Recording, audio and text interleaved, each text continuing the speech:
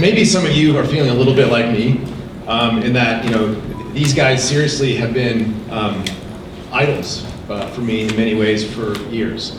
I got into graphics probably roughly 20 years ago or so, kind of in the high school and college era. And these guys were paving the way for what became some of the most important technology in the industry, period. And so for me to kind of be up here with these guys, and I've had the opportunity to work with them a bit over the years, is really special. It's really special for me, and hopefully you guys will appreciate this too. And I don't think it's ever occurred. In fact, I'm pretty sure that all three have been in the same place at the same time. So let's take the opportunity to make sure we as someone said, suck their brains dry. So before we get to the brain sucking, I thought what I would do is just kind of get them warmed up. We'll have each of them spend 10, 15 minutes just kind of talking about what they've been working on, things they're interested in, some research, that kind of stuff.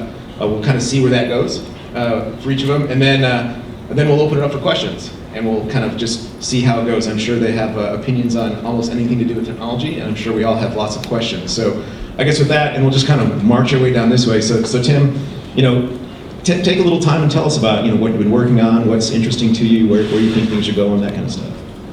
Oh, sure. Well, for about the last year, unfortunately, I haven't had much time to program. I've mostly been seeing Epic's transition into our next generation. What Epic is working on is really exciting.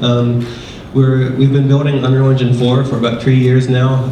It's in really incredible shape now, where you can build software from anything from an iPhone up to a next generation console to the highest end PC available. It's just an incredibly big and powerful engine. Back when the original Unreal Engine was written, it was just me for about 2 years, and then I was joined by 2 other programmers to complete it. And now Unreal Engine 4 is the product of over 100 people working for many, many years. We're approaching maybe 400 or 500 man years in it. And of course, that's powering a bunch of games throughout the industry, including Epic's next upcoming project is known as Fortnite. It's a PC-focused game, an online game. Will be operated as a service. You'll be able to download it, go play it without ever going into a retail store. It's a super cool game. It combines building environments by day and then defending them against zombies by night. Sort of Minecraft meets Left 4 Dead. With a kind of Pixar-style art direction, which has been a nice contrast to building super ultra-realistic projects with Gears of War. So we're excited about all this, and then we're also working on other things, and I'll just leave it at that. Fair enough. So, Johan, how about you? What have you been cooking?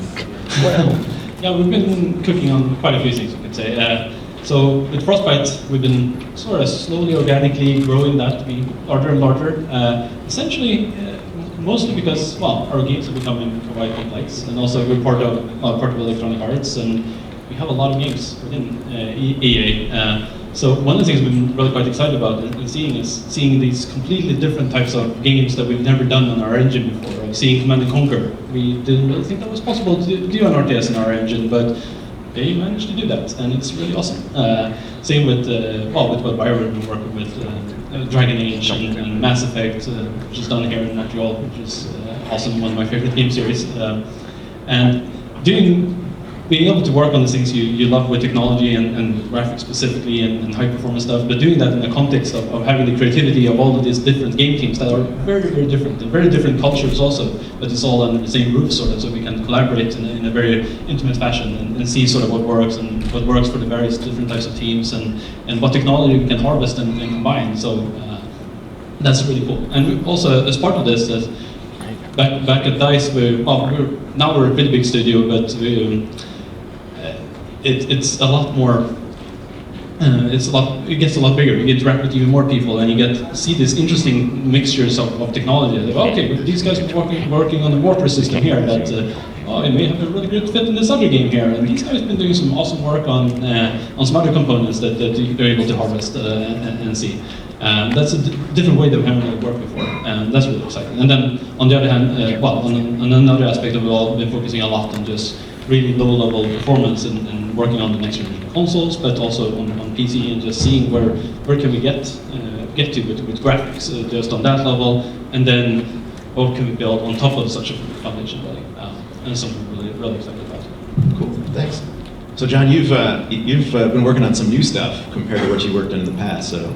Yeah, so after we shipped Rage, I treated myself by saying I'm going to go do a little research project. I'm going to go look into the state of virtual reality, where if we go back in time 20 some odd years, there was the original promise of virtual reality in the 90s, and I was involved in that to some degree. We licensed Wolfenstein, Doom, and Quake to these little VR companies, but they were all very hands-off because I thought they were all loser bets. There was at the time, it was one of those things where there were some serious people doing serious things at NASA and some research universities, but they looked down their nose at entertainment applications. It was all surgery and architectural walkthroughs, but all the promoters were very much hucksters, and it's like, okay, we'll take your money to do the game, but it's not going to amount to anything.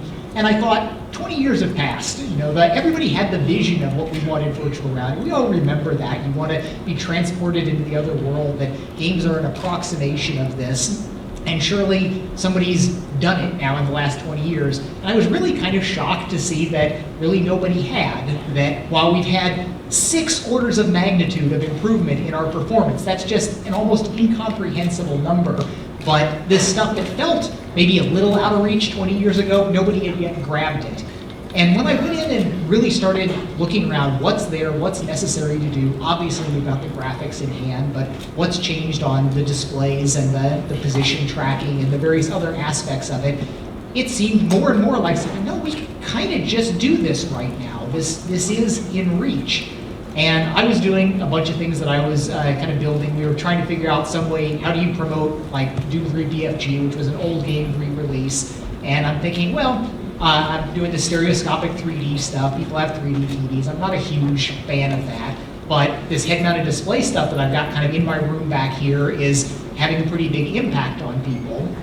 And we decided, well, we're going to use this as one of our sort of promotional hooks. And before E3, I had been in touch with this guy, Palmer Luckey, that had basically built an HMD where I was using a couple of different cobbled together ones from some that I had built, some that I had gotten from various places. But this thing that he had taped together sort of was a better experience, wider field of view than anything that that I had, than the commercial ones.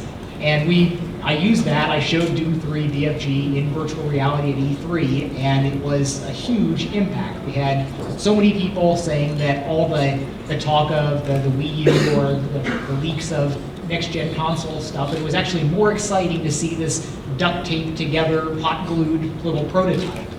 And they went off, and Oculus was founded. They had a super successful Kickstarter.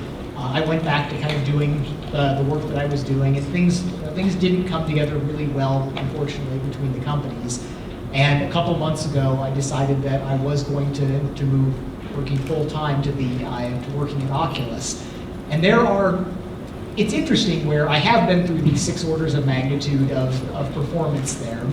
And I can look at some of this stuff and say, I remember what it felt like when we took our 2D games and we put them into the first-person perspective, and how there was this frisson that this means something, we're doing something different. It may be the same, you're picking things up and shooting at things, but it is different. And FPSs have been a persistent dominant genre over the time period since then. And I get that same sense with the virtual reality side of it. Right now, there's 30 some odd thousand Rift developer kits that have gone out to people. They're in the hands of developers. And there's all these things that are suboptimal, that are not right with it, that need to be improved. But a lot of people can see the magic of it. We can see we're not there yet. It's our job to get us there, but we can see where we're going. And it is magical. And it is something that will make a bigger difference than the next couple orders of magnitude that we throw at it from the GPU power. So I've been in this position where the last couple months I've been heads down, locked in a room, working really hard on a lot of core technology issues. And in many ways, I feel more like myself than I have in a long time. There's a lot of things that I'm having an absolute blast doing, working extremely hard, pushing towards hard near-term deadlines, trying to make things that that matter, that create a lot of value for people in a new way. So I am, as anybody that's been talking to me about it, I am super energized and excited about what we're doing. And it's going to make a little bit of a dent, I think. That's cool. So kind of thinking about rethinking things and changing things, and maybe reimagining things, how do you think, G-Sync and a technology like this might change the way games are designed or developed, their engines? I mean, why don't we just kind of come back this way? So maybe go with Johan, you want to answer this one, and then we'll loop back around? Yeah, sure. So one of the key things, we've been hinting a little bit at this, is that games nowadays are giant, and they're so variable, and there's so many things that we want to do in them. And to be honest, we don't fully have control over everything that we're doing in them. It takes a massive effort to optimize a game for a fixed frame rate, and you're actually sacrificing things for it also. In some areas, depending on how you actually control your games, and many games are actually have lots of variation within them also. You want to use what's the most appropriate there. Some parts of the game perhaps 40 FPS, some parts perhaps a higher FPS, but you want to do that and have a great experience at all times. So G-Sync really comes into play for those type of scenarios, I think. Really adaptively finding what's the best fit for this specific game at this specific time, and allowing game designers to really play freely with that. And I think that's one really key aspect of it. Tim, what do you think? Yeah, I've been thinking a lot about this. People have come nowadays to expect a lot more perfection from these entertainment experiences than they did in the past. The one thing that really motivated that was Apple coming out with the iPhone, this product that's so polished, it really changes everyone's expectations.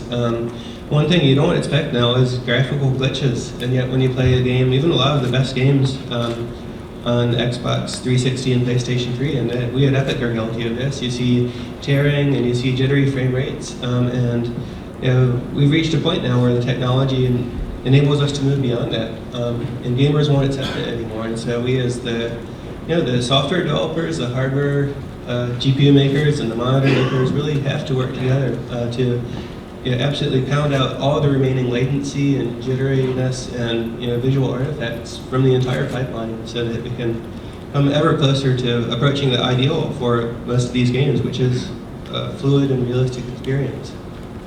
John, so as you think about G-Sync, can you think about how it implies to, say, maybe VR? Stepping back before that, so I fought the crusade for 60 frames per second locked frame rate on the last generation, and there are a lot of significant sacrifices that get made along the way. There were the constant battles of, we can't do this particle effect here, we can't have more creatures here.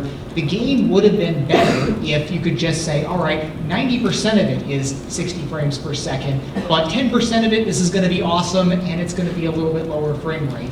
But we didn't really have that option, because dropping down to the stuttery mess of going 60 to 30 is a cliff you fall off of, and we weren't willing to do that. If you had G-Sync available on the targets that you're designing for, you're free to do that. You can say, mostly we want this to be really silky smooth, but a few places we just want to blow the doors off and have something where it's okay to chop down a little bit.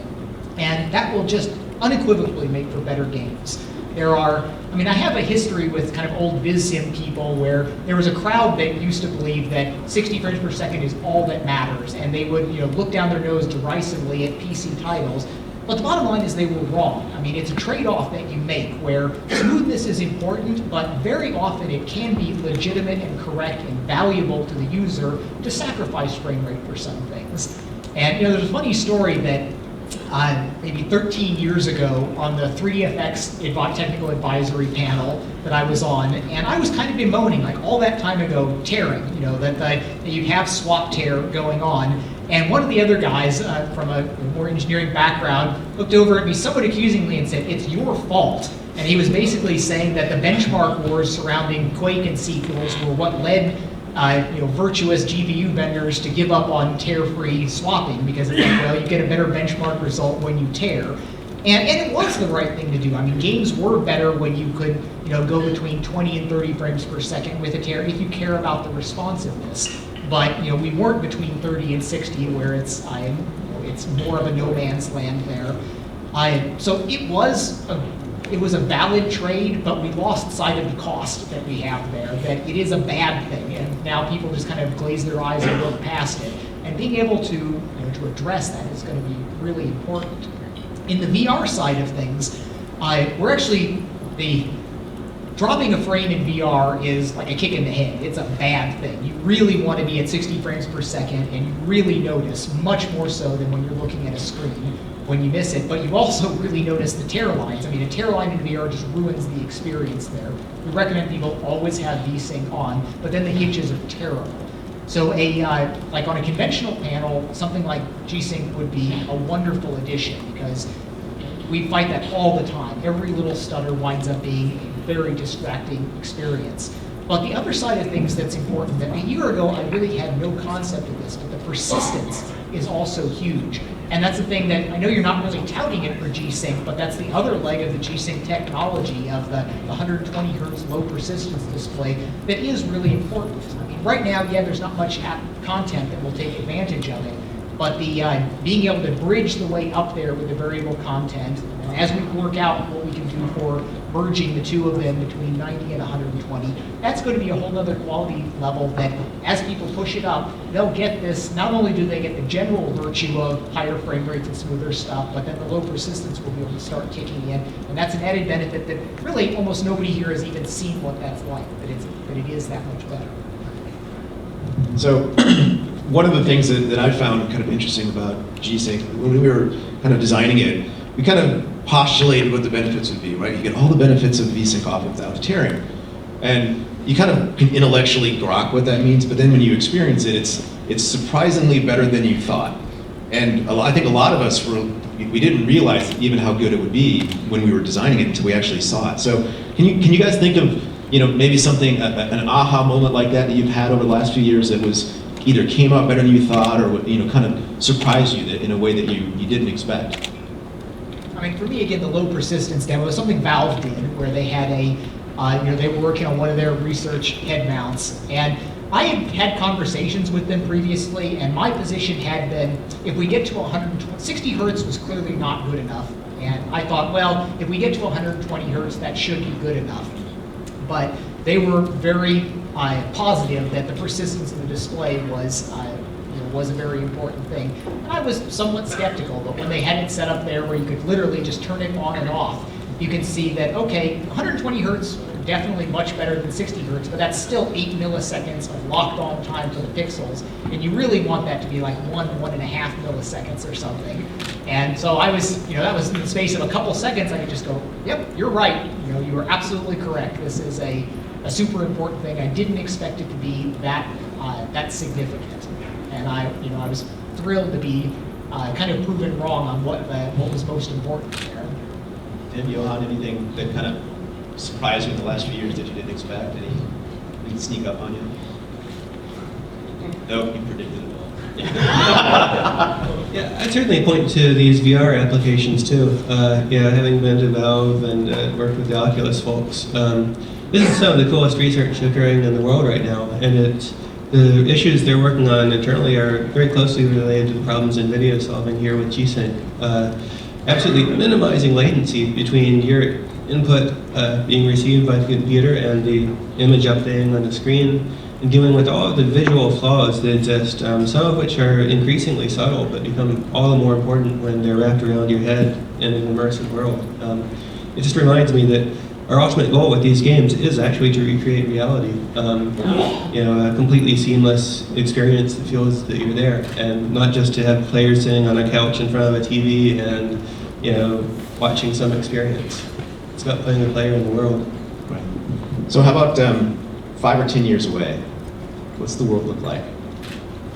Boy, so we actually had this in an email conversation thread recently at Oculus, talking about, starts off with like, my God, look at how good looking some of these rendered humans can be, and we'll certainly soon will have worlds where they're interacting in some way. And somebody made the comment, it's like, yeah, within 5 years, we've been hearing that for 30 years, and it made me sit back and say, okay, 30 years ago, the state of the art was the movie Tron. And it's interesting when you say, all right, you can say, yeah, movies look so dramatically better, but I think the even more persuasive argument is like, okay, what used to take, half hour or something to render a frame there, we can render that in real time, better looking on a wristwatch today.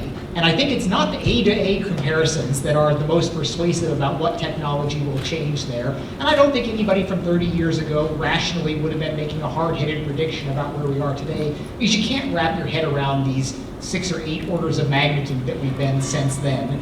So, we can say 5 years ahead, yeah, we can probably all make credible comments about that. You'll still be able to buy an Xbox, Xbox One or PS4 new 5 years from now, unquestionably. There will be tons of content developed for that.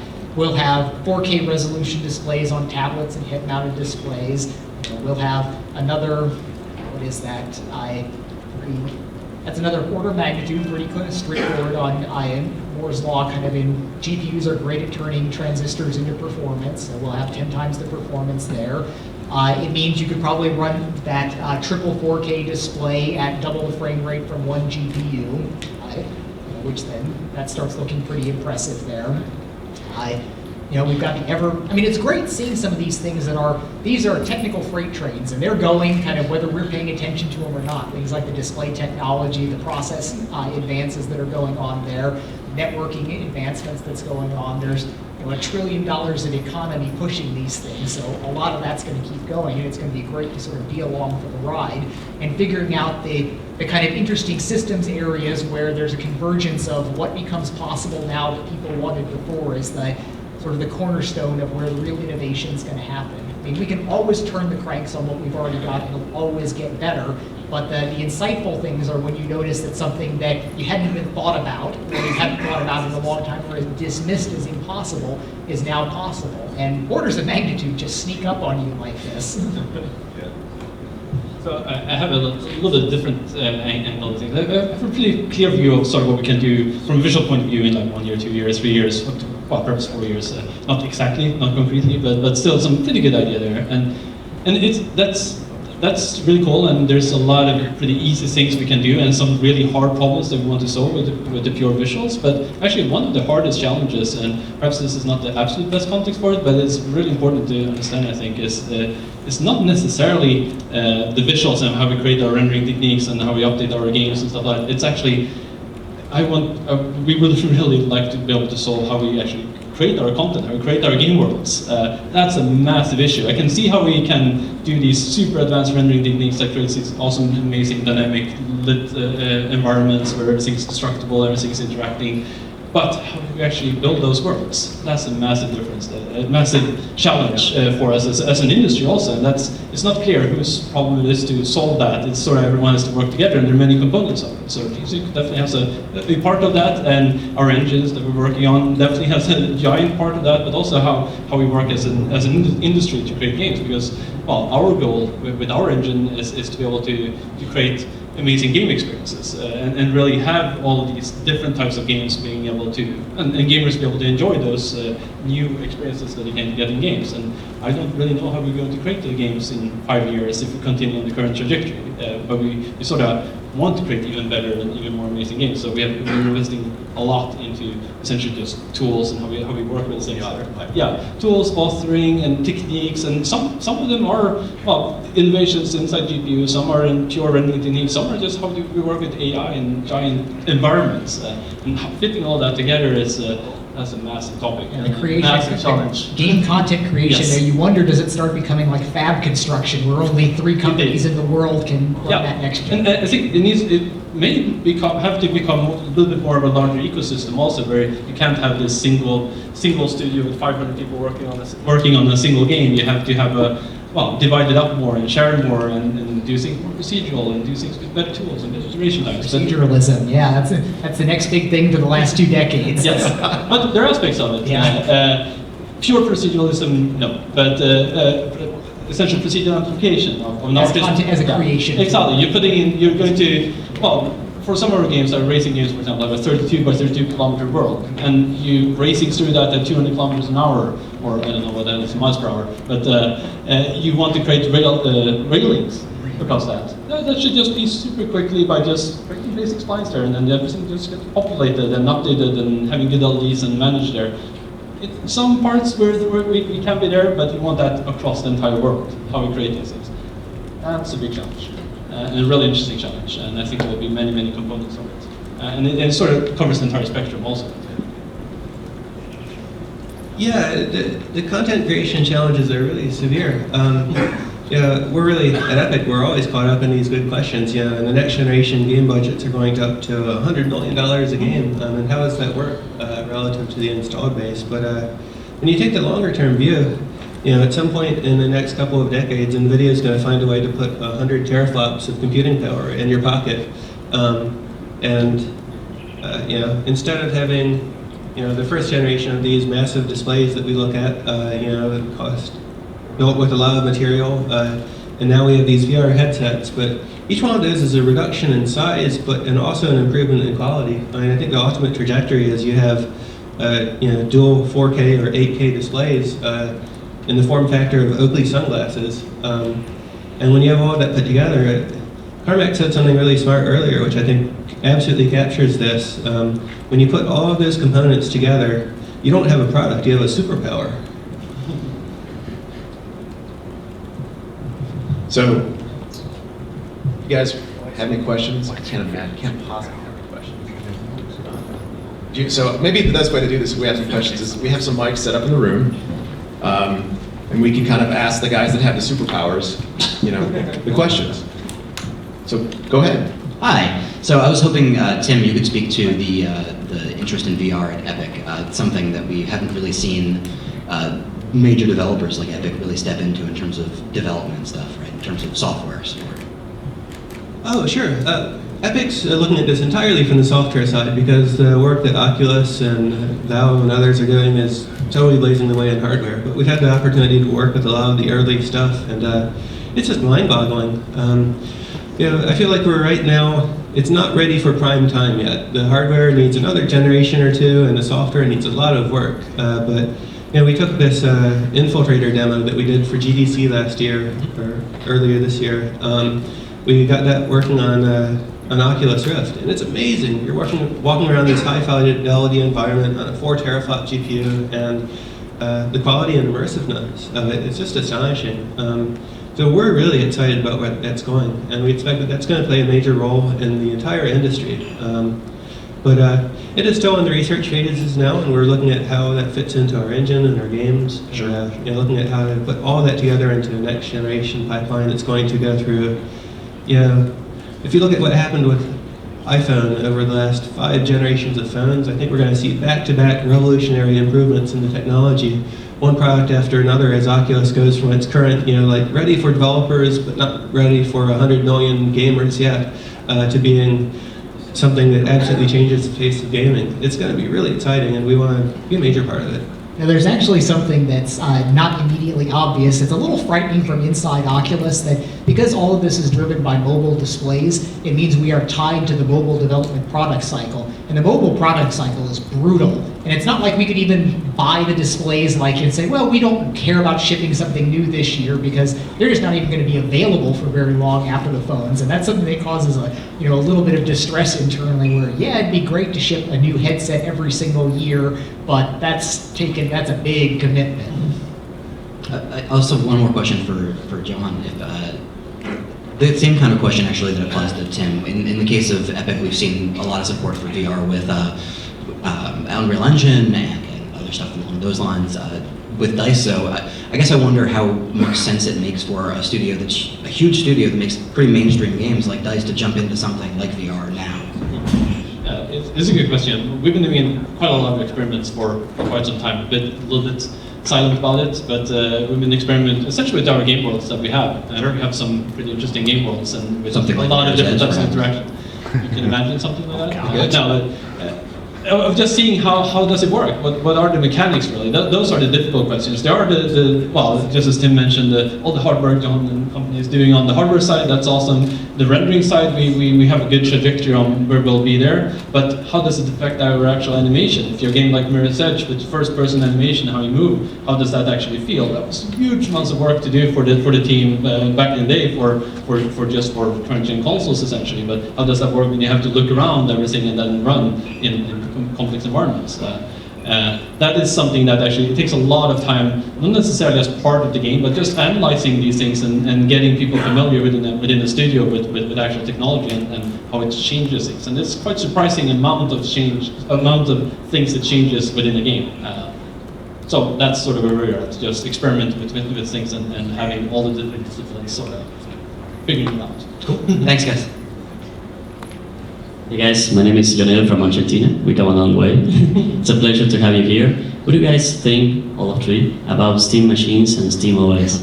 What it adds to the technology? You know, I mean, Valve is has an interesting kind of retrospective on it. Valve approached it like at the very beginning of Steam, you know, asking about like launch title status and stuff for Doom. We want to put Doom 3 on Steam for launch. And we basically said, "Are you crazy? This would be nuts to try to kind of tie yourselves to this little notional digital distribution platform." But clearly, Valve has played a good, strong, long game, and I'm afraid that I may be at that same point right now where I'm like, making your own sort of little console OS, are you crazy? And you know, it may be 10 years from now, they're going to look like brilliant prophets again with it. It still seems a little bit dicey to me. You know, getting everything moved over to Linux, I'm pushing from that side of things. But given their their track record, I'm a little hesitant to be. If it was some other random company, I would be pseudo scornful. But it's Valve, so I'm not. What about you, Tim and John? Yeah, gee, my first impression of that was, wow, trying to build a mainstream platform around Linux is nuts. But I think right now, in terms of market share, you know, month to month sales, Linux is actually the #1 consumer operating system. So it's interesting. I think with Valve, it's not like, you know, a Microsoft or Sony launch where, you know, there's this $1 billion marketing event and suddenly, you know, tens of millions of players show up and it happens. I think Valve is going to look at this, like you said, as a really long-term effort. They're going to build it up over time, and it's going to slowly, you know, but we got a presentation at Epic, you know, where Gabe Newell told us all about the plans for Steam in 2003, and it said, you know, it was kind of like, are you crazy about this? But, you know, over the next decade, they made it work, and I could really see there's a lot of fear around, you know, from the major publishers and the major developers of being tied down to platforms that are ultimately controlled by Microsoft, Sony, or others. That absolute control over certification is scary, and their control over e-commerce rules out possibilities where we would like to have direct relationships with our customers, and they prevent it. The possibility of Steam Bots as a real, genuinely open platform based on Linux with multiple manufacturers that, you know, is jump-started by Valve but isn't absolutely controlled by Valve in the same way that Microsoft and Sony control their platforms. It's very interesting. And I think it will also go a long way towards steering the console manufacturers and pursuing an enlightened path. And I think Sony's been really good in that direction, letting game developers actually access the outside internet on PlayStation 3, for example. You know, having a platform that's less locked down than is technically possible. And Valve's a great factor in keeping all of them honest. So it's going to be interesting, and you can't judge this over the next 6 months. You have to judge this over the next decade. I agree also. It will be very interesting to see how the consumer behavior works with it also. I was initially a little bit skeptical about the Steam OS of just, well, essentially just the name, Steam OS. You have Steam and it's an operating system built on that. I could see that working, but then Valve's essential commitment towards having it as an open platform there and really going with Linux's strengths, that actually makes it a lot more interesting. It makes it a really quite open environment and an alternative to many of the other more closed platforms there. So, but it will take a long time to see where it's actually going. But I'm initially very positive to it. Also, from a technology point of view, it's quite exciting to, well, lower level access and more open that way. Also, quite a lot of challenges with that. We're very used to the ecosystems where we're at. Thank you, guys.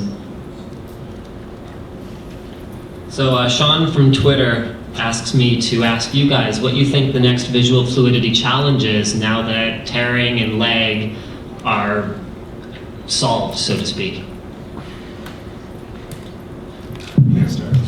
So last generation guy, I would say, I think this solves the monitor problem as well as it can be solved. And the future problem is in this stuff that John and Oculus and the others are working on. that's what you need to go beyond what's possible on a monitor. One very basic thing also is actually get to that performance.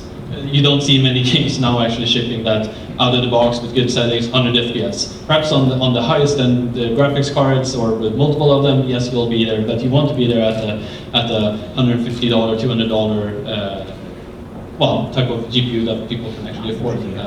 And you want to have that experience for everyone to run your game. As the standard thing would be run at 100 FPS with variable refresh rate, depending on what type of game you're actually doing. But taking that leap forward in our games requires a lot more performance. And we need to get that from everyone, from the hardware vendors, from the operating systems, from the way we design our games, from the techniques that we're using.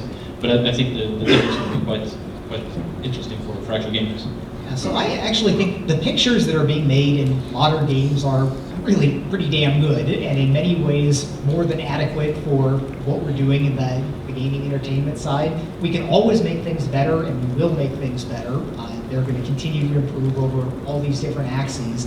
But my personal belief is that it is time to start pushing for some of these higher frame rate, lower latency things that you can still argue that it's sort of a connoisseur thing where you can just look at it and say, well, the picture's prettier here, I'd rather have this at 30 frames per second. And there will be different classes of consumers, but from my point of view, I think we're already past the knee of the curve, the cost benefit curve of doing more advanced graphics there, and I'd like to see more efforts spent towards reducing the latency and improving the sort of all-around feedback loop. And I think I/O devices are also the thing, obviously with head-mount displays and various position tracking things that will make larger differences than the next few orders of magnitude spent just on making pixels. Because we know where the better pixels go. It goes to movie rendering. And we have existence proofs of we could spend another 6 orders of magnitude of graphics power, and then we get we get the Avengers scenes rendered in real time, whatever. And that'll be great. But I think that there's other things that we can do with some of that horsepower that might be a little bit more valuable. I think one of the interesting things, if VR and head-mounted displays are an important part of the future, is if they're going to go to 4 or 8K per eye, you're talking about 16, maybe 32 million pixels rendered at over 100 hertz. And then you're probably going to want to walk around, which is going to make it a little bit harder to carry around your 3-way SLI rig. So you're going to want enough horsepower in a mobile platform to drive 32 million pixels at 100 hertz with really nice pixels at super low latency. So it's going to keep guys like NVIDIA busy for a long time. And of course, when you say it, it sounds insane when you just say it like that, but it's going to happen. It's going to happen. It actually will happen. I mean, it sounds absurd. I mean, so let's maybe take a little step back. You guys remember Voodoo Graphics? Right, kind of in the dawn of 3D graphics here. That was 45 million pixels a second. Right? We're talking about GPUs these days that have hundreds of pixels per clock at gigahertz clock speeds that are teraflops of floating point performance. John's right. I mean, it's been many orders of magnitude. So while it sounds nuts to think that you're going to have something that's more powerful than a 3-way Titan SLI rig attached to your face, it's not. It's inevitable, which is crazy, but it's cool. Okay, my last question is, you guys talk about how you'll be able to develop games differently if you don't have to target a particular frame rate using a technology like G-Sync. But with G-Sync, we're going to be looking at a very small initial user base because it's based on a Kepler GPU and a particular monitor that has a particular hardware chip in it.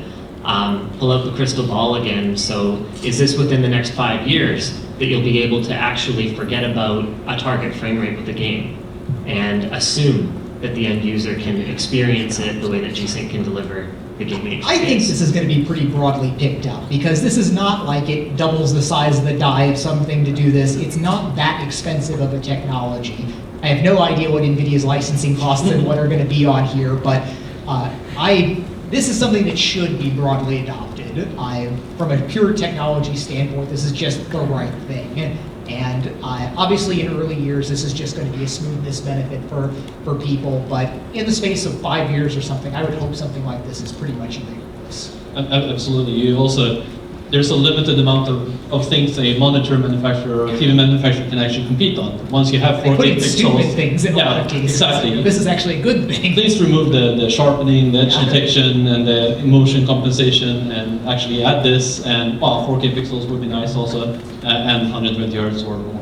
I think there will be, when people actually see it and play it, as you guys have been doing, and more people see that, there will actually be a lot of movement in the overall industry to transition to something like this really quite quickly. And that's what I'm hoping for, because then we can actually, just to say, target games more specifically for this. Yeah, exactly. The rest of the industry needs to hardware up.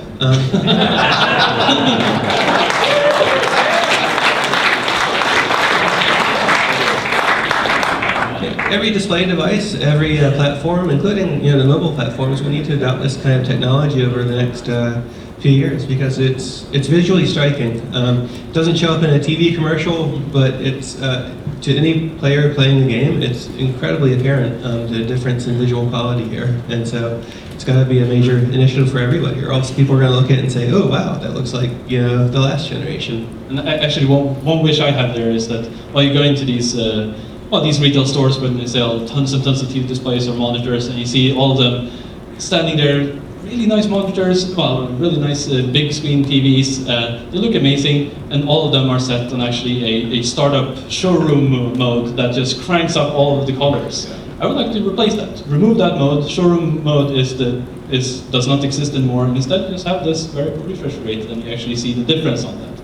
The false colors, you don't want to have that anyway. That's not calibrated to anything that we actually create. It just creates a completely artificial environment. Plus all of the other shit that you're doing there to support legacy content. Well said. Hi, my name is Andrew. He actually kind of stole my question a little bit, but so I'm going to ask you to elaborate a little more. Do you think that it's possible that for current games that you're developing, that because it's not going to be picked up right away, could you have a mode enabled where you turn a G-Sync check mark off in the options, and then you blow us away with more environments? You don't have to sacrifice the frame rate, but you can still kind of touch both sides for now. Well, I mean, I'll answer that in a way that I'll just observe from an industry perspective, and then they can talk to it. And I think, in fact, pretty much every game that ships actually already has that mode. They almost all have settings that when you turn everything on and you turn it up and you turn on AA or TXA and everything on, and then you try to run it on a 4K monitor, even with Titans, it ain't 60 hertz, right? It already exists. Most of these games have settings that push the absolute limits of everything, and then you get in a firefight with 64 guys shooting and explosions, and it is not a 16 millisecond frame. So I think to some degree that already exists.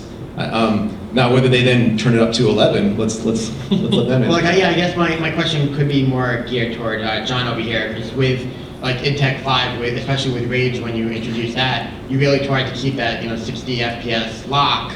And initially at launch, there were kind of some issues with the pop-in and everything, and obviously that's been, I wouldn't say fixed completely, but it's a lot better now. I think Rage is a very underrated game, by the way. Yeah, so we had to, there was a lot of pain from the artists not wanting their favorite particle effect to be cut, and you had to be pretty brutal to hit 60 hertz. It is a little unclear of exactly how you would make the cuts if you're still trying to be a 60 hertz game on next gen consoles there. Something like this would certainly let lower end PCs then have play the same settings without falling apart like that. I'm not sure how much you throw in terms of extra additional things. It's hard. It would be like optimizing for a little bit of a niche platform at the beginning, but I think that he's absolutely right that most games already you can just kind of crank them to settings that cause them to want something like this. And Rage did suffer in some ways by not having those extreme moments, by not having the things where we just didn't let the frame rate drop, and it probably the game unquestionably would have been a richer experience if we were able to support some of those. But I felt it was a slippery slope. We let those go in someplace, and then all of a sudden we won't have the smooth frame rate everywhere because those will just be showing up every 10 seconds. So it was there are tough judgment calls to be made with anything like that. But it will be nice if nobody has to fight through those same battles to do you can make the decision that you want a super smooth game, and not have to be quite so dictatorial and decisive about the things that get cut to hit that, because it is, the raster is a very harsh taskmaster there if you always have to hit it, and this is just clearly a better way to have it. Just a second question. A lot of people outside the industry think that game developers are competitors, but obviously you guys take influences from other people. So I'm just wondering if each of you could mention maybe an influence that you took from one or both of the other people on the panel in the games that they've made. I mean, certainly looking at the modern slate of things, there's a lot of it was an issue in id Software with so many years between releases on our marquee stuff. And I very much did look at a lot of the Gears of War work going on, and I would point out some of the things like to the artists about, look, they're not making hard edge seams here, they're wrapping stuff around here, this is not that many polygons, and it comes off as a really well done world. And I am in awe of all of the titles that get made on the very high end now. It is, I've said before that most people are limited to some degree by sort of the fidelity of their imagination, and what the artists can bring to these big team games really does amaze me, where I literally could not have decades ago predicted what these things are going to look like. I mean, my mind wouldn't think at that level of detail for the intricacies of what's coming together. So I'm extremely proud of the industry. And when I do look at a Gears or a Battlefield, I think they're masters of their craft, and they're doing things at the top of the game, the top of the industry, and they deserve the rewards that they're reaping from all of this. I'm proud to be a peer to them, the people and the companies that do these products. I can comment on that also. Both John and Tim have been definitely a massive inspiration in the stuff they've been doing in Concrete, for example, the very early work on virtual texture with Rage, and just the idea of having entire worlds being textured that way. Then that was quite inspiring for us, because we have really large environments as well that we did, for example, for Battlefield 3 back in the day. Although we chose a very different route to do it. It was just the idea that, okay, if you virtual texture everything, you can actually, in our way, it was not necessarily a pure authoring way, it was an optimization, because we can actually cache a lot of data there, and that's us do more. So we have a virtual texturing system that works a little bit differently. It's more of a procedural texturing system where you composite things. But that was still, sort of, the ideas come from many areas there, and that was one very concrete thing. And a massive inspiration from Unreal, from our point of view. We had part of our team at DICE working on Mirror's Edge back in the day with Unreal, and that was an awesome game. Doesn't look like most Unreal games do. We managed to create something quite unique with it, and the tool set overall, I think, was really inspiring and motivating for us to continue to develop our own tool sets, also continuing with Frostbite, of just to focus on really great workflows for artists. That's so important, and that was something that the Epic guys focused on way earlier than we did. Thanks.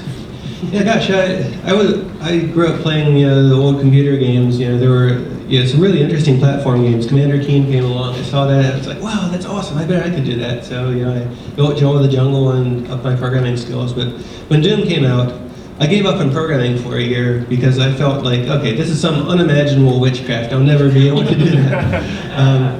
It took a while to get back into it after that, but I did. It's just really cool to see so many advances come along that you realize could have been done any time in the last decade or two, but nobody had really thought of it at that point. The first game I built, ZZT, was this very simple text-based game, but it included a level editing tool. And tens of thousands of kids grew up building ZZT levels. I keep running into them at GDC, telling them how they were playing my game when they were 3 years old, and reminding me how old I am. But to see like Minecraft come out recently, I thought that ZZT was this sweet spot of trade-offs that couldn't be matched in the modern 3D graphics era. But then Notch comes along, and Minecraft does exactly that, building this really awesome looking game. It's also a construction kit that's enabled tens of millions of new gamers to grow up and express their creativity there. And the kids are growing up now, and 20 years from now they'll tell Notch how old he is. It's just cool to see these innovations come along surprisingly. Just NVIDIA's technology that's been debuted here.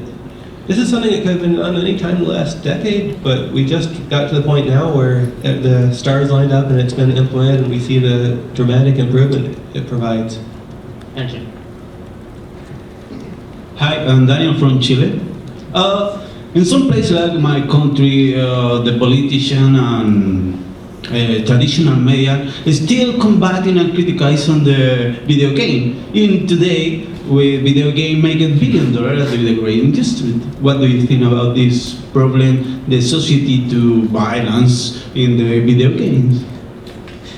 Yeah, obviously, I've been fielding that question for 20 years. I know, thank you. Yeah, and I always say it's like the people that think this, in an abstract sense, you think, well, yeah, surely it's got to have some impact there that, but the question of whether it's a cathartic release or some kind of an impetus towards it is clearly debatable. But if you actually go and hang out with the hardcore gaming crowd, I always say, come down to a QuakeCon and see the people that do spend all their lives playing these games, and they're probably not the people that that you think. So I would never dismiss the possibility that there is some correlation there, but that gets all the way down into political rabbit holes about how you want to be controlling your citizens in society. I have no sympathy for the argument that we should do something about any of this. I'm not convinced that there is a positive correlation, and I'm not convinced that even if there was, that it would be correct to try to take some action based on it. I think also it's quite easy to just look at, well, at least in general, look at the age of the people that are saying those statements. That age is just going further and further up. There will be a time when they do not exist.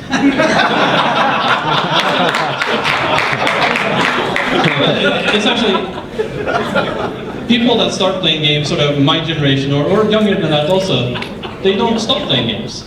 I can't play the same games I played back in the day. I would never have the patience for the Nintendo 8-bit type of games nowadays. Even when we relaunched Battlefield 1942 on the Origin, the entire studio just started playing that, and it's, oh my god, we can't play this anymore. This requires too much patience to walk across the entire thing. I've changed the entire. Well, a lot of people have changed. Some people may not have changed and still love it. It's still an awesome game. But everything sort of people don't stop playing games generally, and the people that think that violent video games is a massive problem in society, they're just going to the folks who didn't grow up with the technology often look at the new entertainment medium as threatening. There's a big campaign to stop this new violent entertainment medium being exposed to youth with comic books in the 1920s. I'm sure the ancient Greeks were like, oh, that Homer guy, he's totally ruining it your kids. I think we have to also realize that this is a form of artistic expression, and it's absolutely protected, and it's absolutely essential to the development of everybody's views of the world, and so we should embrace it, both the positives and the negatives. I think that there are so many different experiences that can be given from games, and indie games is a great example of that, of just a wide variety of types of games you can have. We were just talking earlier today about Papers, Please, which is a really awesome small indie game where you're just a border guard in Eastern Europe, and you have to approve if people are able to go through or not go through. You have to check them. It's a very uncomfortable game, but it's a really interesting, weird experience sitting there. I did that for half an hour, and I didn't feel good, but it was a big feeling. It was a really interesting feeling that I can only get from an interactive game in that regard. And sure, there were controversial things about that from an entire political point of view, and there are things that, that's not probably a game for everyone. But those type of experiences, even if they are uncomfortable, can sometimes be good. Also, there's the entire spectrum of things. Hi. Next year we've got mobile Kepler. NVIDIA say it's more powerful graphically than the PlayStation 3. So I'm curious, when do you think it'll be viable that we'll have games like Gears of War, Battlefield, Rage on a smartphone or a tablet? So I'm actually spending most of my time right now working on an Android platform. I mean, there's some interesting quirks about I'm able to do some rendering directly to a front buffer on a certain Android platform in a way that I can't on any of the PC stuff. I'm twisting arms to try and get some of this addressed right now. So I have a lot of real current experience, and there's still, a huge gap where the best mobile GPU now is still less than 1/10 of what a pretty decent PC is. For the last couple of years, they've all been talking about console level performance, and they're still not really there. I mean, even the latest and greatest isn't as powerful as the current Xbox 360, but it's a tremendous slope that they're on. There's a lot of other challenges in the mobile space, even aside from the raw horsepower. Like I've been commenting how if you look at an NVIDIA Shield, the GPU and CPU are pretty potent, but if you play the games on there, it still drops some frames and has some hitches and things, and that winds up being due largely to power management on these platforms, where you've got this very tight battle between performance and power, and it comes off as hitching in frame rates, which G-Sync would be a wonderful thing to have on all those little Android platforms. So the real question is going to be, obviously, you play different games on mobile than you play when you're sitting down at your desktop or your living room. But the prospect of like AirPlay and docking and the other things about, will we eventually wind up with your only computation device being some mobile thing and then some cloud assets? And there's some cogent arguments can be made that might be an optimal sweet spot. But as far as seeing the latest Battlefield whatever on mobile, it's still a long ways off. I mean, there's things like, it's great you can do a UE4 demo on mobile, but there's some curtains that people are not, it's not like you just compiled for mobile on that. But it is extremely potent. And I think that, obviously more games are being played on mobile than any other platform. They're not the long-term devote your life to them, but more people are tapping on the mobile screens than are tapping on joypads or mouse buttons. So it is very interesting. It's been interesting to see the games that have evolved there. But I don't think that, probably we're going to see a slight slowing in the rate of increase of GPU power, because they've been trading out die size growth for a while, and we're kind of approaching some limits and we're approaching a lot of power limits, thermal limits based on that. But the current torrid pace of growth will probably slow somewhat, but it's still going to have a ton of additional progress. And I am going to be really, really happy if NVIDIA can capture some significant market share with essentially Kepler on that, because I know I'm working with a lot of the mobile vendors right now on some of the GPU stuff, but NVIDIA just has a development relations and tools and driver team that is it's better than anybody else. I mean, it's probably better than everybody else in the industry put together, and it would be nice to get that level of support on some of the mobile GPUs. No, you don't need support on some other guys. It's fine. Jim, Johan, you guys have a perspective? Yeah, so we do a lot of experiments. And one of the issues that we're facing a little bit is it's not necessarily from a technical point of view. We're getting there, and we're actively working on mobile platforms to prepare Frostbite for it, experiment with, see what we can do with current architectures and future architectures, and do various experiments and pure porting and adaptation there. But there are quite a few questions there. Even if you could play from a technology point of view, just play your traditional game that you can play on a console. Well, the input devices are so massively different. The business model is so different. Expectations from a user is so different also. So, in our view, we'd like to see it more of okay, come up with the different types of game concepts and what type of game ideas do we have, and that may fit on mobile in the mobile spaces. One problem though is that we have so many game teams that are trained to been working on the console and the PC mindset for such a long time. So it's difficult to break out and do these really small type of games that still has interesting value there.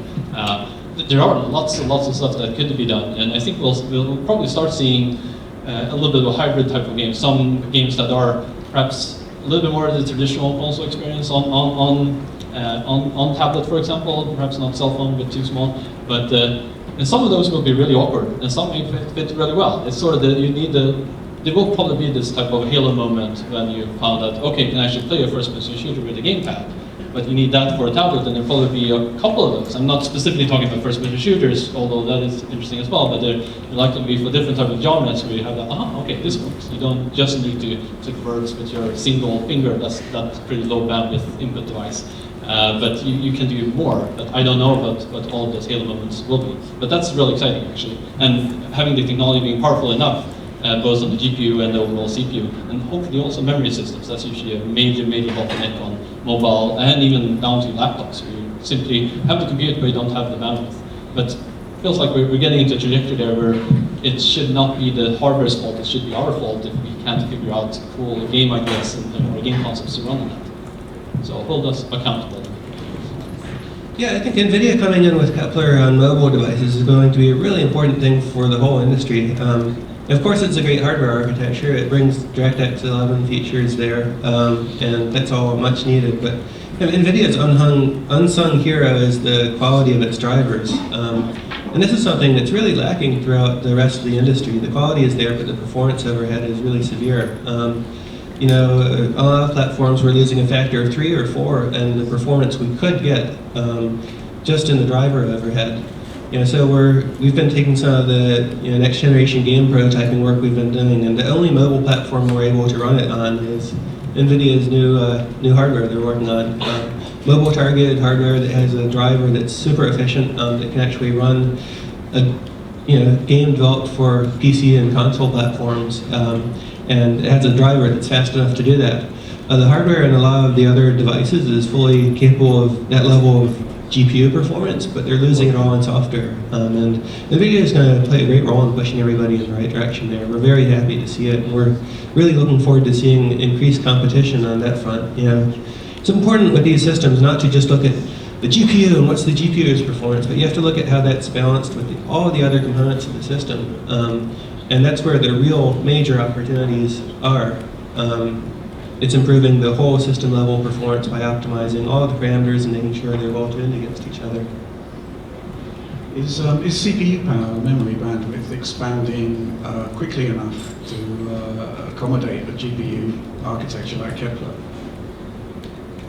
No, I'd say it used to be like in the old days, it was always exciting talking to Intel coming down, talking about new stuff as we were getting important things like FPUs and 32-bit address space and things like that. But it's been years since I've actually really cared because they're doing a good job. They're chugging along, giving us better better processing at lower power, and it seems like that's one of those things that I just don't have to pay attention to anymore because it seems pretty adequate. I don't think there's a lot left on the table that somebody's just not exploiting on the CPU side. I mean, yes, I'm dearly looking forward to the day when we get some, quantum nanotechnology, whatever that gets us 50 gigahertz CPUs, but I'm not holding my breath for it. And I think that it's sort of proceeding apace right now.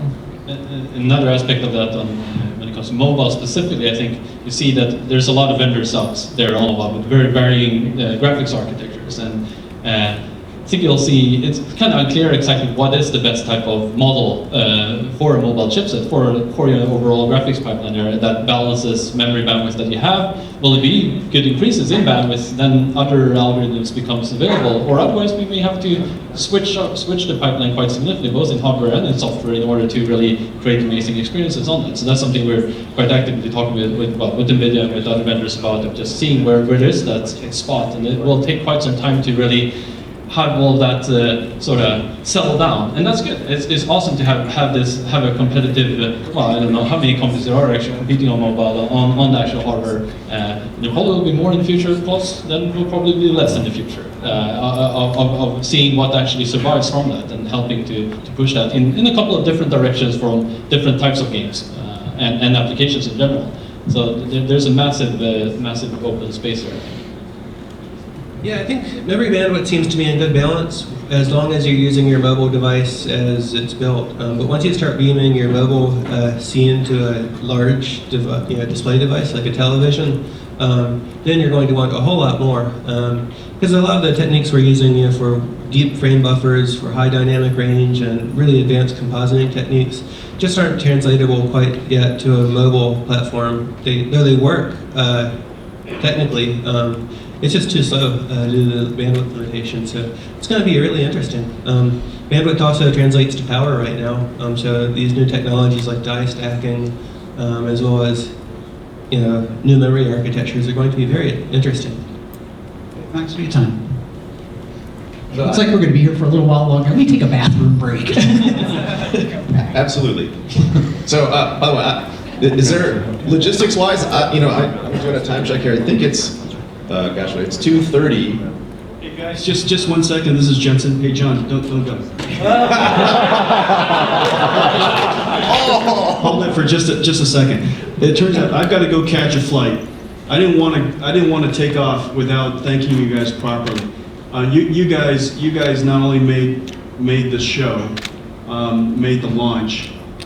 You guys made our year. I mean, it is quite a privilege to have you guys anywhere, but to have the three of you guys in the same place at the same time and having this kind of access to you guys is really, really a privilege. It's a privilege for me. I know it's a privilege for everybody in the audience, and it's just so much fun to listen to you guys. I want to thank you guys for everything you've done for the game industry, but not just the game industry, for the computer industry, the technology industry, and just good old-fashioned human beings in general. Okay, I think you guys are fantastic. I love you guys, love your friendship, and love your partnership. Thanks for everything.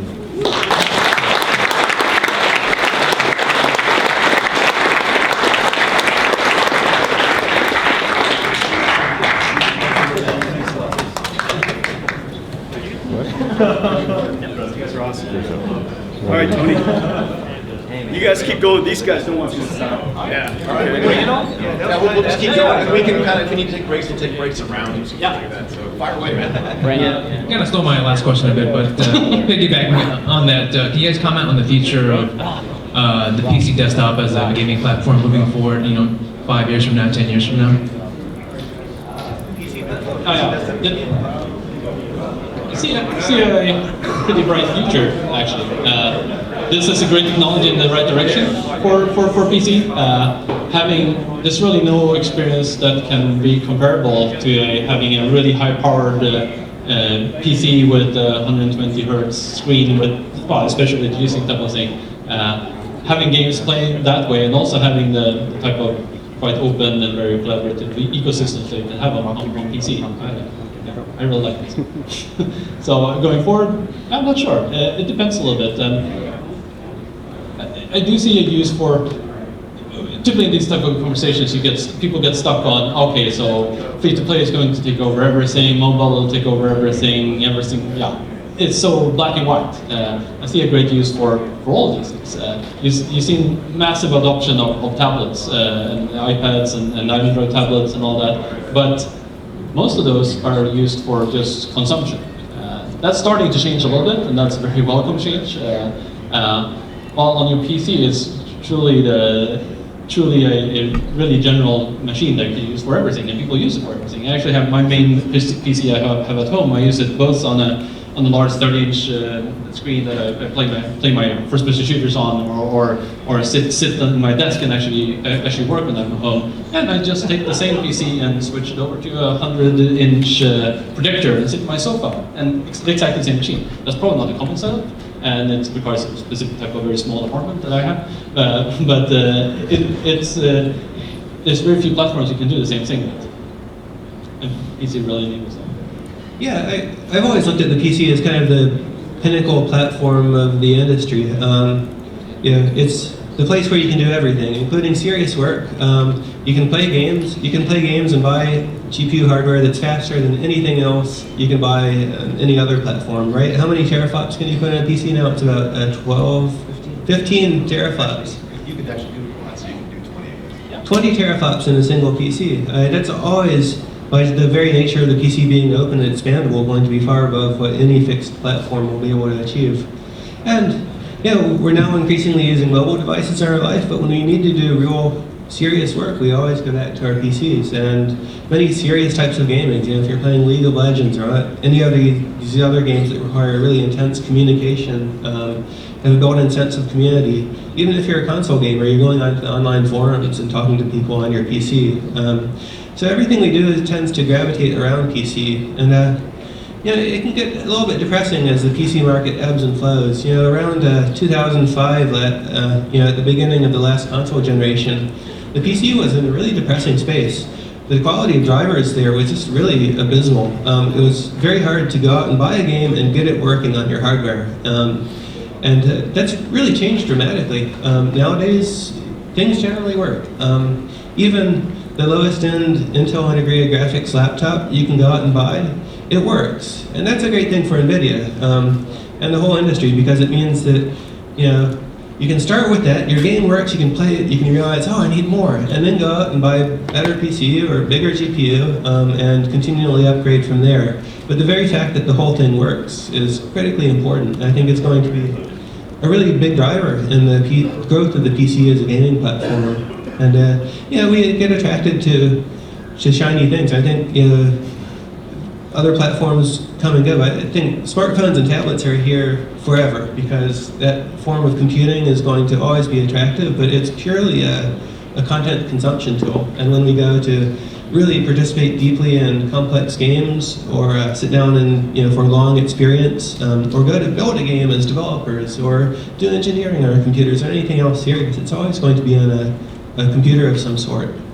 I think also looking at it a little bit longer term, one of the things we'll probably start to see is that the distinction will blur a little bit also. There's a lot of things that interoperability between your cell phone and your tablet and your PC. When I'm at home, I may be just quickly checking my cell phone and see an email, but then I want to type a response. So either can sit there just next to my PC and type a response on this tiny device. Often I do that, but if I want to do something, if I really want to start writing or need to look up more information, I have to go to my PC and I sort of have to reset. I have to log in with my VPN, or I have to sort of look, or I have to go in on these various websites. Well, when I'm holding my cell phone with the information of my email there, why can't I just, they're actually close to each other there, why can't they just communicate and I directly see that email so I can start writing on my PC, because I wanted to sit down and do 30 minutes of serious time of actually writing a good response to this. You can do this today, but it's not streamlined. So I think those things will become, sort of flow together a little bit. So it's essentially just different form factors. It makes sense to have a small electronic device in your pocket that's with you at all times. It also makes sense to have a casual device that's a little bit larger that you can have when you're sitting in your sofa or when you're traveling and use a little bit more. And it makes sense to sit down in front of a desk and actually use a larger screen. But then also, some of these devices, sort of like what John was hinting at before also, is, if your tiny electronic device that you have in your pocket, if that's actually can project up on the 100-inch projector or the 30-inch screen, and you get your 4K experience on those things, and you can actually do things there. Is it a PC then? Just because you get the PC experience, but it's in your pocket. Would you call that a PC, or would that be your phone? You're sitting working on your phone on your 30-inch screen. It will probably start blurring these things, and it will be different use cases for different users. If my primary target is working with email and doing some browsing, doing YouTube, that's not me. But there's a lot of people that consume media and do the basic stuff. Then for them, it will be a lot sooner that they will get that experience from their phone being integrated into everything. For the higher end, and that's the awesome thing about PC, just as Tim said, then there will be still, I want a dedicated gaming experience that actually gives me everything, or at least something better than what you can allow in your pocket without worrying about it. So John, the question was basically what's the future of the PC as a gaming platform? Yeah, so there's obviously lots of different directions that things can go. In many ways, I look at the PC as sort of it's the muscle car and hot rod of gaming, where you've got the people that just want their Honda Civic and they've got a shiny phone or whatever that's providing the experience, or a prepackaged console. And clearly the PC ecosystem has warts on it. There are challenges and problems, but the fact that you can put together that system back there with 3 monster GPUs and 3 4K graphics cards, the fact that you can do that it's not, you don't need to be a conglomerate with a research lab on there. You can just kind of go down to Price or whatever and buy the cards and buy the systems and plug them all together. That's pretty awesome.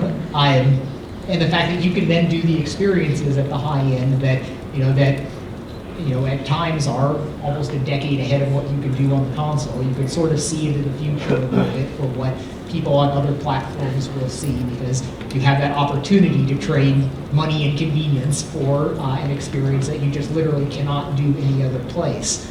Whether it becomes, but there's the possibility that something like, whether it's a Steam box or something like that, that could become, again, it's hard for me to imagine it as a likely scenario, but it's not inconceivable that something like that could take over and be the most cost-effective way for people to be doing all their computing needs, and it might be good enough to handle something like that. So you could see a PC-like ecosystem conceivably taking back over the living room and kicking out the consoles.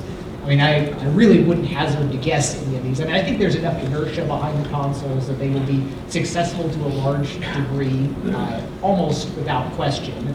But how things turn out as they begin to age and they get a little bit long in the tooth, and the PCs are clearly more powerful, while perhaps getting some of the, if you've got like a nice Steam ecosystem that gives you several of the things that the consoles do some things right, and there are things that the PC suffers in comparison. But if the PC starts addressing those things and developers have a preference for a more open platform, you can imagine scenarios where that works out pretty positively. At this point, obviously Oculus is very tied to the PC space for what we're doing. I think eventually we'll have a mobile component for it. We can't say when it's going to be like that, but the PC environment is what's going to be driving all of these things. I mean, Microsoft or Sony wouldn't approve an Oculus plugged-in device to a console. There's really no opportunity if you want to do something off the beaten path like that. So you can say that a lot of the innovative things will happen there. A lot of the crazy I/O devices and things that people will be experimenting with. But the large-scale sort of macro economic trends in the PC, I have no idea. But I really don't know. It's been exciting to see it where the PC, it looked like in many cases it was sort of dying off, and it's in a renaissance now with all the development that does go on, and Steam's been a really important part of it. I like also that the PC has moved from being this gray box that you have to something that looks like an ultrabook. Well, partially, and then you have nice large black boxes with lots of nice graphics cards, and also there's actually been quite an evolution there. It's not the boring classic Yeah, I mean, I guess, gold box that's been before. Yeah, I mean, I guess you don't really need to, or I don't think you need to think about an or is really it there. I think that they can all exist and they all have their place. And I've got consoles at home, I've got PCs at home, I've got tablets at home, I've got phones at home, and I can play on all of them.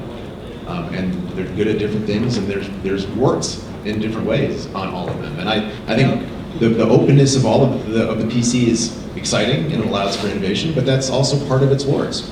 But you kind of, I don't know that if you try to fix all of those, warts on the PC, it looks like something different. And I think that we've got decades of education and history saying that, there's some of those things, the openness and the flexibility of the PC is what makes a PC a PC. And whether that PC's, a Falcon, or a Falcon Northwest Tiki box with a Titan in it, or whether it's a Razer Blade notebook, or whether it's an integrated, iMac, or whether it's something even more mobile. I mean, I think that's cool, and that's helped makes a PC what it is, and it seems to be, alive and well.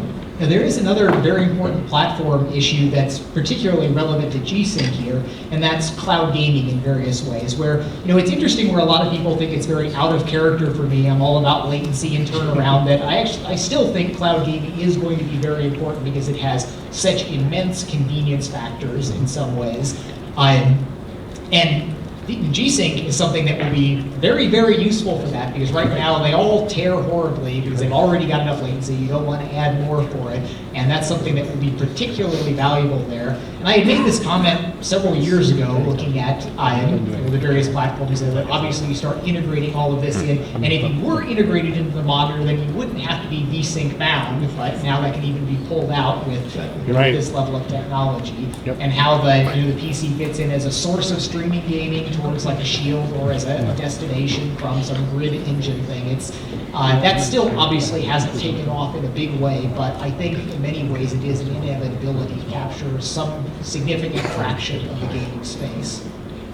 I think one thing that, well, there haven't really been that many people talking about this, but the potential future you could see also that only the PC could do is that the amount of devices I have at home, both amount of PCs, amount of laptops, amount of different types of screens is quite immense. And I have a tiny home. We're just 2 people. A lot of people have larger families and even more devices scattered everywhere. You could see a future where it's getting quite awkward to have all these completely independent boxes. They're essentially just form factors. What would be ideal in some cases, it doesn't solve everything, but it could be quite interesting in some cases, is that just have a single server at home where I can play my games on Steam on my big projector with a gamepad, where I can scroll at the same time from this central server. I can, well, someone can be playing a game on an ordinary monitor, or my tiny phone type of device that have been taken over by this essentially larger server that is my server, that where I have everything. And it's a PC that's hidden away, that just wirelessly connects to all of these things. Because then you can get to a point of view where, well, the thing I was talking about, the sort of the seamless experience with all of these different form factors. Between a day, I switch between all these things quite frequently. And you can see the same thing within an office also. That's a really interesting type of future, where more dumb devices, because there's so many different types of devices, and there's so many different types of form factors that make sense for different cases. But all of them now are very standalone, which makes sense, I guess, if you're traveling and bringing your phone with you. But yeah, at home it would be interesting. Well, that's a very different future. Awesome, thanks guys. 4K versus G-Sync. What is more important to gaming? G-Sync. Yeah, I mean, at this point, we will always be able to suck up more resolution, but right now people migrate to 4K and they get much lower frame rates on the experience, and I think the trade-off's already a little bit south of optimal that people are making now, and quadrupling down on that, yeah, I don't think, while the G-Sync will just make everything somewhat better. Going to 4K after you use will be G-Sync, you don't want to go back to anything else? Well, I've got the whole issue about the low persistence displays that I have to deal with on the head-mounted display systems. But I think that for a conventional desktop monitor, I really want to see this just absolutely ridiculous. The good news is it doesn't have to be or there either. Yes, it's a shame that those 4K monitors back there are not G-Sync, because you see them juddering and tearing at exactly the problems we've been talking about now. It's actually almost an object lesson there, and it's a shame that we don't have those G-Sync. We're working on it. We're working on it. I see 4K as kind of a workstation application for the next few years, right? In that time frame, we'll be using those monitors for building games, because we want to have a huge set of complex tools open. Photographers will be using it for their work, videographers. Lots of people will be using it, but I don't think it's the right output resolution for rendering until your GPUs get significantly faster at consumer levels. Like once that 28 teraflops is in a single GPU, costing $300, that's when you want to go 4K. It's when you can sustain 30 to 60 to 90 frames a second. And actually, just to roll off with that, the environment where I work, just on my own desk, I essentially have, well, I guess it's 4 portrait mode with a 4-inch screen and a 4K screen next to that, and they're putting them in half circle around you. It's actually a really good work environment, workspace. So having a single 4K screen that's curved and 50-inch or something like that would actually replace 4 of my screens, and would be an amazing work environment for that. And I probably could definitely play games in an extremely immersive way there also. And you're starting to see these curved OLED screens in that size. So add G-Sync on it and base to 120 Hz, you have perfect gaming and perfect workstation. While we're at it, I want spherical section screens so that everything focuses properly on the heads also. Yeah. Great, thank you. Hi guys. Jensen's gone, right? I wanted to ask what you guys thought of Mantle, just to see, since you guys are considered luminaries and large developers, what do you guys think? Oh, damn word. You guys can start? Okay, I mean, my opinion on it is, in terms of action items, there's a question, should NVIDIA have a response to Mantle? And I think that's unequivocally no. They should, it would be, I think, a horrible mistake if some reason, somehow NVIDIA got panicked by this and made some lower level NVIDIA API. You already have very good low level access through the GPU extensions that NVIDIA has always rolled out, ahead of anywhere else. Give you as much performance as you want to trade the inconvenience of doing NVIDIA proprietary stuff on them. Now, Mantle is, AMD has talked many times in the past about close to the metal type architectures, and it only ever became interesting because of their dual console wins. If it was just a way to do on the PC, be a little bit more lower level for them, I couldn't have cared less. The landscape does matter, that they have both the major console wins with a similar architecture that you can get on the PC.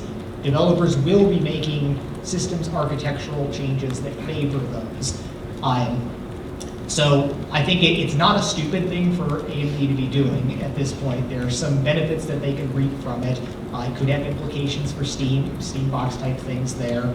But they're probably, if Microsoft and Sony both embraced it, that would be very, very powerful for AMD, but it doesn't look like they're going to, at least Microsoft, from the words that they're mouthing now. Sure. So I mean, if I was still doing all of the major technology coding for next gen game stuff, I probably would not be embracing Mantle right now. But there would be days when it would be extremely tempting. But when I would dispassionately step back and look at it, I probably wouldn't come down on the side of saying it's worth the effort there. Obviously, others come to different conclusions. Sure. There's some good ideas in Mantle. We really liked the idea of having low-level, low-overhead access to the GPU. I mean, if you look back at what's in both DirectX and OpenGL, there's a lot of overhead in those APIs and the multiple layers of them, and the fact that they date back to the old SGI model of hardware rendering, which is very, very different than a modern shader-based programming model that we have now.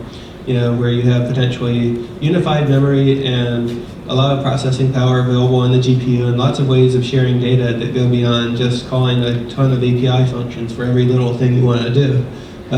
So there are good ideas there. I hope that really helps the OpenGL committee and Microsoft shape their future APIs. I mean, if you ask me would I much prefer to have a low-level API for accessing the GPU, the answer is yes, but 5 of them, each for different hardware architectures and vendors and operating systems, absolutely not. That is the wrong direction for the industry to go. And to have yet another API in the PC that's still different than the standard PC DirectX API, and it's different than the OpenGL ES that exists on Mac and Android and iOS, and it's different than the PlayStation 4's low-level rendering API, and it's different than what Microsoft provides in Xbox. I don't think it's a good idea. Yeah, so...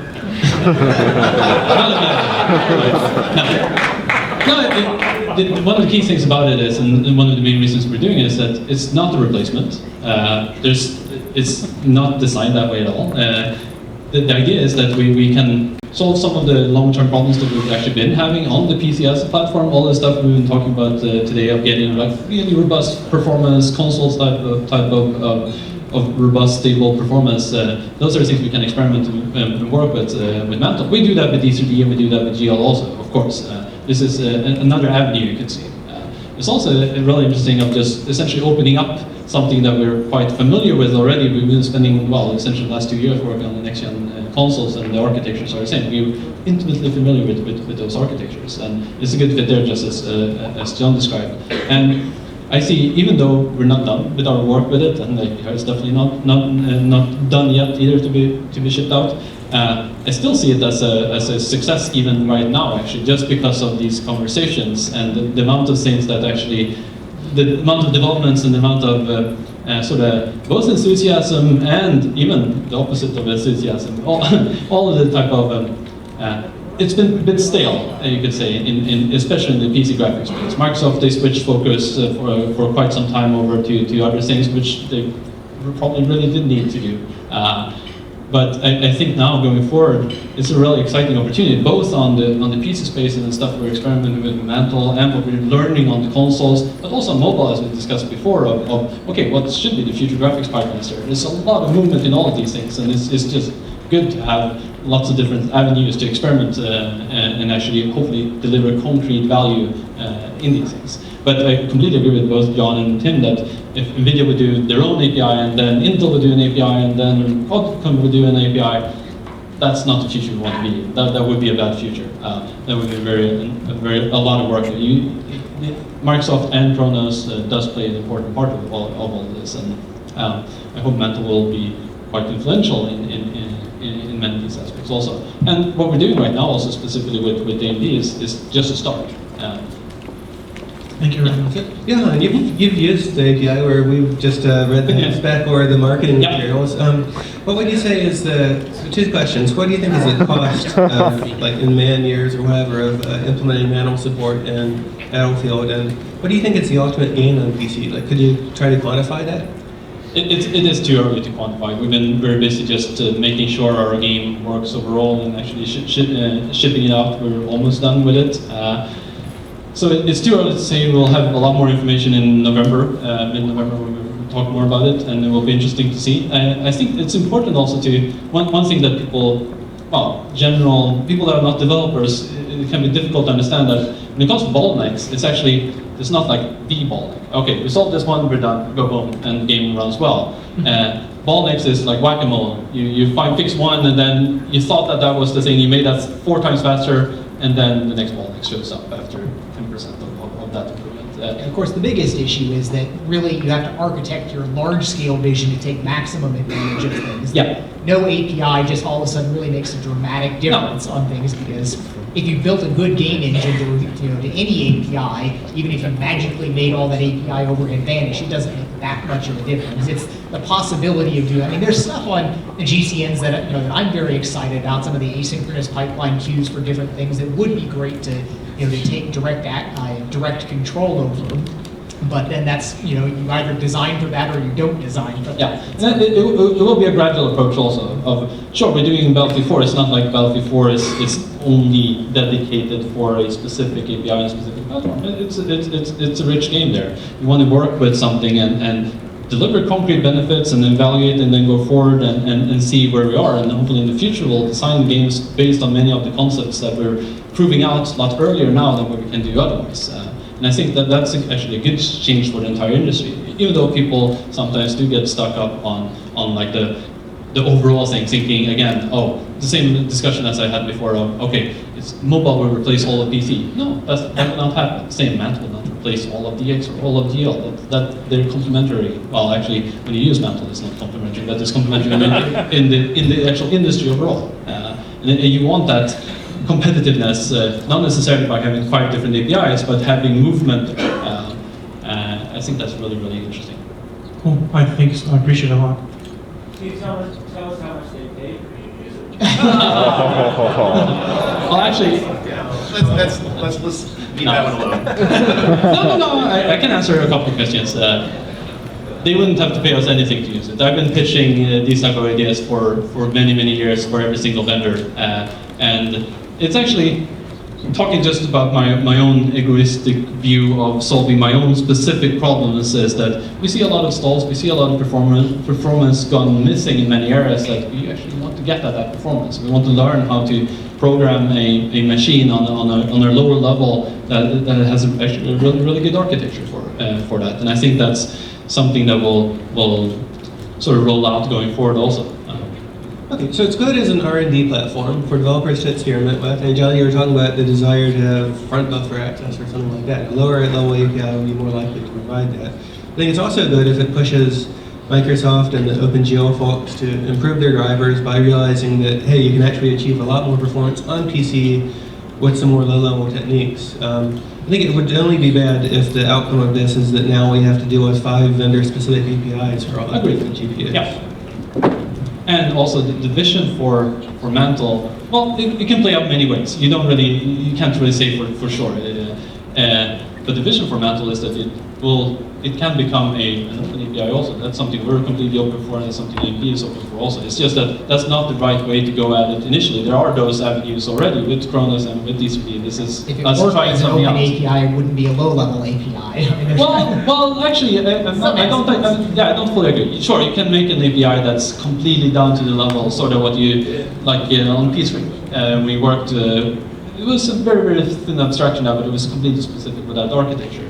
I do think the way modern GPUs work is quite different from how the DX or absolutely GL design was from the beginning. There are extensions, at least in GL land, where you can access many things, but there are commonalities between all architectures, like bindings, for example. That's an awesome thing that NVIDIA's been working on with GL. That is really the future for all GPUs. And if you ask the different vendors, even vendors perhaps on mobile space that do not have it yet, they agree that it is the future. Well, now I'm talking for all mobile vendors. Well, yeah, probably not, but I mean, overall, you know, it makes sense as a modern design for that. And you see some convergence towards things that are generally good design. And then some people are, some designs will come a little bit later for that, but when it's a great fit for key hardware and it's a great fit for developers, then I think, well, that's the way it will go. Like my point about unified memory is absolutely here, and we really need to get down to GPUs are just peers on the same memory pool as the CPU, and we really need like documented texture layouts. And that's another thing, that everything is becoming SoCs also. So even the GPU is a combination of tons of different processors. There's a significant amount of processors, either if it's an NVIDIA GPU or if it's an AMD GPU. There's quite independent engines there. And that's something that's hidden from us now. The GPU is something that you, from the CPU, you prepare your commands, you just give it to them, and it has a driver that tries to figure out which goes where. And that's just generally good design to expose those things a little bit more Like if you're closely. trying to do something picky, like using the hardware video decompression stuff, or then re-encoding there, you have to invent a brand new API to get that captured. Or even things like compute, for example. Compute is, well, one of the best use cases of compute is for graphics, which is kind of, it feels a little bit weird, but it's not like you want to use it both tightly coupled with your graphics, and you want to use it completely separately that the CPU drives for low latency stuff, and you want to have background tasks that have can have really high latency and run in the background and just eat up whatever vector units that are free on your GPU. That's also generally good design for any even type in the of system. GPU space, I'm hitting on these issues where I want GPU task scheduling, and we have no concept of prioritization between GPU SKUs, where we need to be able to specify time slices and priorities, and it's down to being a CPU scheduler for a finite resource. And it will likely take quite a lot of time until we find a convergence to a definite model there. But in the meantime, it's good to have a couple of models, both from hardware and from software, sort of competing or being tested there, and see what comes out of all that. Because I do think there will be quite an interesting convergence there. So there's clearly a large amount of enthusiasm in the panel for G-Sync. Is it thus fair to say that you'll be playing the games that you're developing on NVIDIA hardware from this point onwards? Well, that's another question. Well, if NVIDIA, they have G-Sync, they have, well, I have to say they have good GPUs. You don't have Mantle. It starts getting a little bit tricky. In my view, yeah, if NVIDIA had Mantle and we had G-Sync, or we had, ideally all vendors should have all of those. That would be the best solution, that would be the best solution for the industry. But I think what you're seeing, if you look at it from a practical point of view, you'll have first mover advantages for the companies that invest R&D effort and actually bring something out there. So I'll play the game on both. So for various reasons.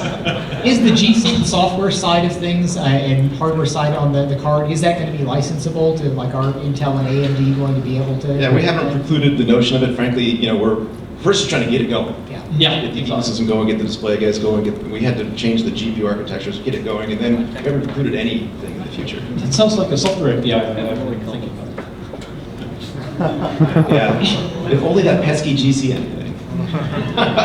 I'm just kidding. I don't, Tim, John? Yeah, well, we primarily use NVIDIA hardware at Epic, and we buy less of it. That's no surprise. I've got a light boost monitor on my desktop, so I mean it'll probably update to a G-Sync. Yeah, I heard my voice call out. We got the voice of God over here telling us. One more question. Anyone else still got in mind? Do you want to? Here we go. So, if there's anything in the game industry that you guys would hold your breath for like a decade, I would say, what would that be? I mean, I think that probably all of us are building the future that we want to see. I mean, that's the greatest part about being sort of a technologist, is that when we think something's important enough, we set about trying to make it happen. I guess on some of these things it is nagging hardware vendors for doing things, but sometimes it's rolling up our sleeves and just kind of working on the important things ourselves. Yeah, the industry is really in an awesome position now. It feels like there are engines like the Unreal Engine pushing the high end really hard, and then there are engines like Unity bringing in users from all over the place and forming the foundation of indie development today. It's a great time to be a game developer, and with distribution systems like Steam and just the ability to distribute stuff yourself on the web, it's a great time. You can, without having to deal with the publisher and retail, do an enormous amount of game building and game distribution and build a company now. The way I built Epic starting in 1991, without investors, without massive complex financial entanglements, just go out, make a fun game and profit from it. And this is a great time for this. And the pace of innovation in the industry right now with mobile devices and also with Oculus, introducing really practical, interesting VR, it's going to be a very interesting time to see all this come together. I feel like the next generation of games will be built around a very different set of technologies and infrastructures in the past. It's going to be developer-centric rather than retail-centric, and it's going to be very open and exciting. Yeah, I agree. There's so many different types of venues essentially for it. Everything from gaming on your small, tiny but very efficient laptop to your tablet, to the various different business models that are out there that actually results in completely different games and game development processes through it all. And I think there's ideally you want a healthy mix of a little bit of all this, because it's also not fully clear which ones will actually be the most successful in the future. But the type of games that we have on PC and the larger games, will always be a market for that type of experience, at least in my view. And yeah, it's really exciting. Tons of cool stuff to work on. Yeah. Well, so I just want to, everyone should hopefully have gotten something interesting out of today's conversation. I mean, we covered a lot of ground. I really want to thank John, Tim, and Johan for coming to Montreal to spend some time with us, share their thoughts on gaming, technology, the future, G-Sync, everything else. It's a rare treat. Never happened before to have them all together at the same place. So let's all give them a big round of applause.